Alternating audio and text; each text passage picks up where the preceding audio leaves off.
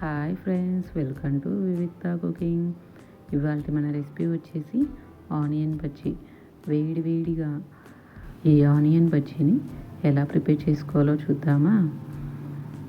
పైన కాస్త నిమ్మరసం పిండుకొని తింటుంటే అబ్బబ్బబ్బా, ఆ రుచే వేరు.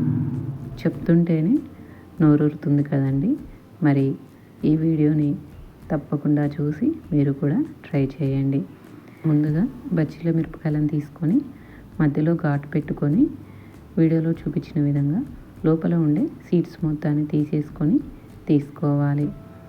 ఇప్పుడు ఒక చిన్న బౌల్లోకి 1 కప్పు శనగపిండిని యాడ్ చేసుకొని 2 టేబుల్ స్పూన్ల బియ్యం పిండి, 1/2 టీ స్పూన్ వేయించి పొడి చేసుకున్న జీలకర్ర పొడి, 1 టీ స్పూన్ కారం, 1/2 టీ స్పూన్ సాల్ట్, చిటికెడు వంట సోడాని యాడ్ చేసుకొని మొత్తం కలిసే విధంగా కలుపుకొని కొంచెంగా వాటర్ యాడ్ చేసుకుంటూ రిబ్బన్ కన్సిస్టెన్సీ వచ్చేంత వరకు పిండిని కలుపుకోవాలి.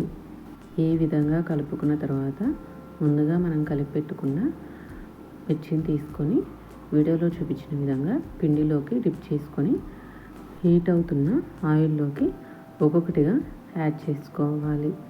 డీప్ ఫ్రైకి సరిపడా యాడ్ చేసుకొని ఒకవైపు బాగా కాలిన తర్వాత మరోవైపుకి టర్న్ చేసుకొని గోల్డెన్ కలర్ వచ్చేంత వరకు డీప్ ఫ్రై చేసుకొని తీసుకోవాలి.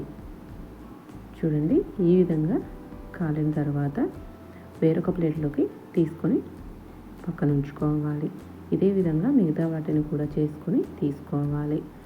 ఇప్పుడు వీడియోలో చూపించిన విధంగా ఒక బజ్జీని తీసుకొని మధ్యలో ఘాటు పెట్టుకొని సన్నగా కట్ చేసుకున్న పచ్చిమిర్చిని యాడ్ చేసుకొని సన్నగా కట్ చేసుకున్న కొంచెం కొత్తిమీర, పైన లైట్గా కారాన్ని స్ప్రింకిల్ చేసుకొని కొంచెం నిమ్మరసం పిండుకొని తింటే ఉంటుంది చూడు, అబ్బా అనాల్సిందే. చూస్తుంటేనే నోరూరుతుంది కదా.